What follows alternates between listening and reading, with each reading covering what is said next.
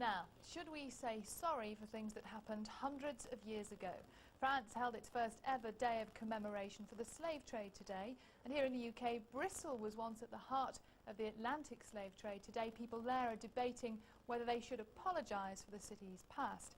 In a moment, I'll talk to William Les Henry, who is a cultural historian. And in our Bristol studio tonight is Mark Weston, Conservative councillor at Bristol City Council. But first, John Kay has this report.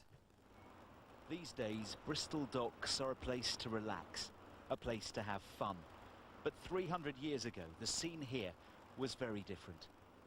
The figures are astounding. More than 2,000 slave ships sailed out of Bristol. They went from here to Africa, where they picked up their human cargo and then continued to the Caribbean. In all, those ships carried 500,000 slaves. Some of Bristol's black community are the direct descendants of those slaves, and they believe the city should now apologise for making its fortune out of such an inhuman trade. This is me going back to Bioko. Beulah has traced back her roots.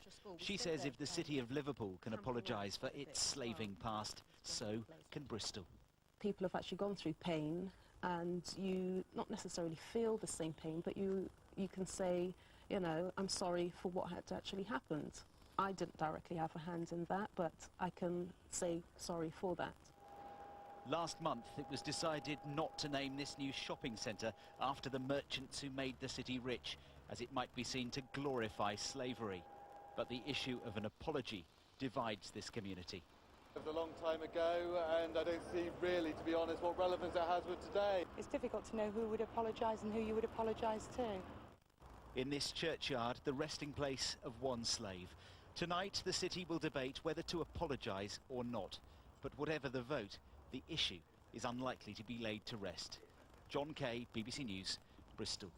Well, let's talk now to Les Henry, who's a cultural historian. It's a very difficult subject, a sensitive subject. Do you think that an apology should be made? Personally, I don't really think an apology should be made unless it's made in a context. What generally happens is the history of chattel enslavement is glossed over, or it's dealt with in a rather superficial way. So, for instance, I watched one of the earlier reports, and there was a professor talking about other forms of slavery and Africans enslaving Africans. But the thing that should be brought to the public's attention, and I think that rather than have a conference on an apology, they should have a conference on how it can be included into the national curriculum, so people are actually educated about what happened during chattel enslavement, where Africans were reduced to 3/5 of a human being and rendered as articles of commerce, and that has never happened in the history of the relationships between the so-called races in the human family. Mark Weston in Bristol. So do you think there is any point in an apology at all? No, I don't actually believe that at the moment we should be concentrating on an apology. Bristol as a city has many underlying problems, such as education and transport, which I believe that as a community and a city we should come together to address. If we start hashing over past wrongs and slights, then we're simply going to detract from the present. And if we start discussing slavery and obviously the arguments that come with it, then it starts to divide our community, when really we should be pulling together to address the problems we have in the present to look to our future. But did you hear what Les Henry said there, that there should be more taught about this in schools? So, therefore not glossing over what happened? No, I do believe that slavery should be taught in schools. It should be part of the national curriculum. And I think to some extent we are going along the same lines here. It's just I feel that an apology is unnecessary at this stage. OK, Les, I'm going to read you some emails that we've had from people who've been writing into us over the last few hours. This comes from Carol Kuwaja in Wisconsin in America. She says that whether it's France, the United States, wherever, all this is part of history, and that's where it belongs in the past.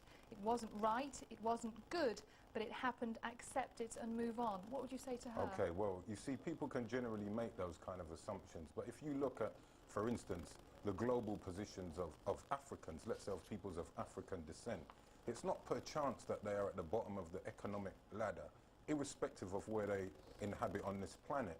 That is the subject of history.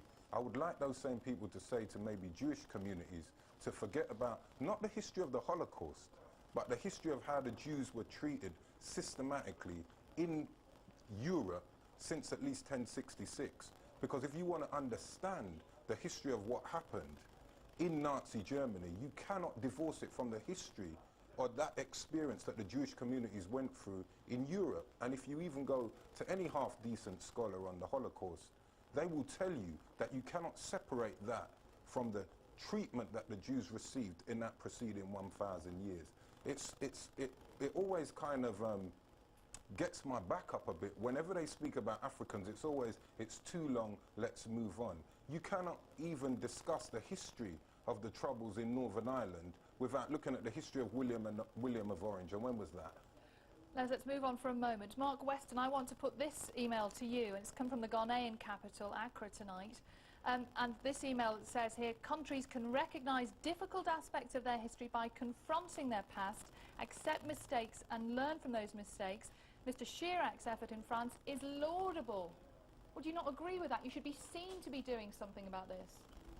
Yeah, but at the same time, there are issues in Bristol and there are issues in the wider community that need addressing by the community coming together as a whole. By constantly going over past wrongs, it only divides those communities that should be coming together. We need to work together if we're ever going to be able to solve problems in our city. And if it's a minority dictating to the majority about what they should and shouldn't do, I think quite rightly people get annoyed because we have to deal with the present. Les, what do you say to that? I think that's a very interesting point, especially if we consider that people who the Europeans taught us are white, 8% of the global population, probably control 85% of the media. So even if we're talking about minority and majority, we need to place it in a proper context. Les, this one's just come from Orlando in Florida. Sean says, I don't mind people remembering the horrors of slavery, but I do mind the notion that only Europe and the United States were somehow the only nations to take slaves. Slavery was a fact of every region. In where? Every region in the world, he's saying. Okay, I wouldn't have a problem with that. But I know that what happened to Africans, you see, one of the ways how, if slavery, chattel slavery is taught in schools, one of the things that people try to do, and I know because I taught courses when I was a lecturer in the Department of Sociology, Goldsmiths College, I taught courses on race and racism. But one of the things that I noticed was lacking from the curricula, which I used to put in, was that yes, we can talk about peonage or serfdom or other forms of slavery. We can speak about that, especially in the context of any so-called civilization. However, there is no members of the human family who have ever been reduced to a mathematical equation. This is exactly what happened to Africans. So we were traded with horses, mules, donkeys, and bags of sugar. Mark Weston, a brief final question to you. You're a Conservative councillor on Bristol City Council. Will you be suggesting that children are taught more about Bristol's history concerning the slave trade? I think it's always good to teach children about the history of the place they come from, and obviously slavery is bound up into the history of Bristol, so I would say that that should be taught. It's just I don't believe that it should be gloated over in a divisive context. Mark Weston, thanks very much indeed, and Les Henry, thanks.